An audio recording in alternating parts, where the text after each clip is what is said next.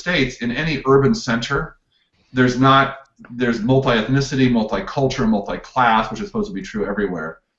And worship usually does not reflect that, and I think one of the things that's gotten quite a bit of attention in churches I know and love is that we all tend to have a worship tradition that has made sense to our tradition.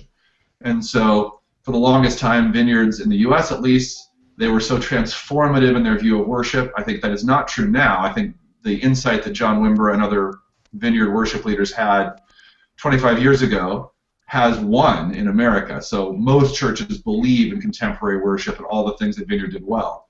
But I think for vineyards here, it can be very tempting to think, here's the right way to do worship.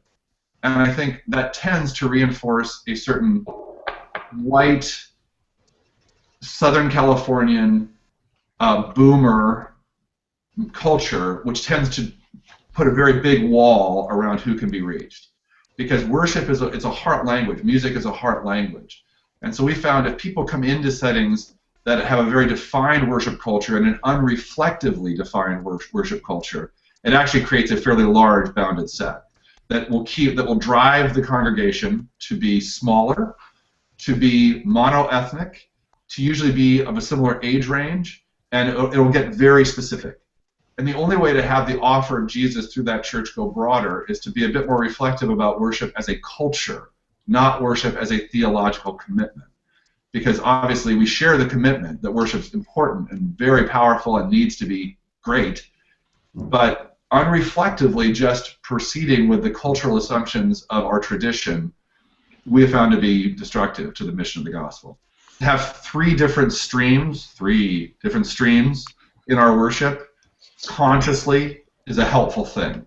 So in America, for instance, one way to live that out would be one stream is usually white contemporary worship. So what vineyards have historically done, that stream, or what Hillsong, or whatever your white contemporary worship stream of choice is, that as one stream. A second stream that most of us have found helpful is something that is not a white contemporary worship stream. In America, the most symbolic might not apply to Germany at all. It's African American gospel music, because it was created on a different set of assumptions. And what you find if you bring that in, even in a church which is not heavily African American influenced, you can do music from that stream with a white worship band.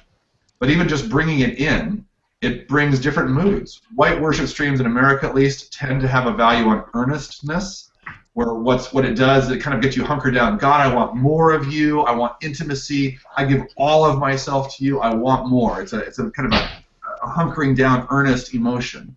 Often we found that certain gospel traditions bring either a fighting tradition, we war for what God wants to give for us, a joy tradition, and it goes to joy more quickly. And so it actually kind of fills out a view of what worship could be. So it's not the only stream. All I'm saying is it does not have to be African American gospel music, which might be crazy for you all, but something that's not white worship, contemporary worship music, something. And then the third stream we have found is hymns, older from the tradition. And what we found by bringing all three, they can be played in contemporary style, and many churches do that in the white worship tradition, so we are by no means radical in that. But I think what we found is if you do those three, then no matter what culture or ethnicity people come in with, even if we're doing African American gospel and someone comes in and they are Haitian Creole and they have no connection to African American gospel, what they still tell us is at a heart level they're welcome.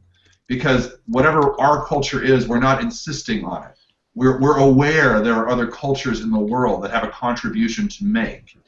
And so what we found is with those three streams, it opens up seemingly every stream.